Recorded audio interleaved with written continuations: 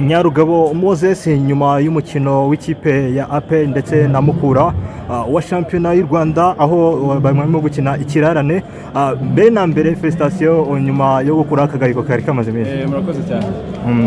Moses uriyumva gute nyuma yo gutsinda igitego ni ikipe ya APR FC yari imaze igihe kirekire idatsindwa muri shampiyona y'u Rwanda, wowe bikoze urumva umeze gute?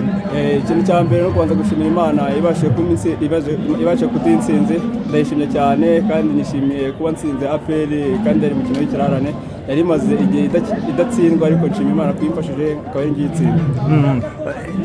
Mbere yuko no mukino ba warabitekerezaga ko ari wo ushaka kuzagarika kano gahiko? Mbere na mbere narabisengeye cyane kugira ngo Imana izabimfashemo, ariko ntabwo nari mbizi, ariko Imana yarayimfashijemo. Ni iki watura abakunzi ba Mukura by'umwihariko ubutumwa babagenera ni iki ugiye gukurikira? Ubutumwa nabagenera no kuza bakatuba hafi tugakomeza tugashyira hamwe ubundi tugakomeza tugutsinda.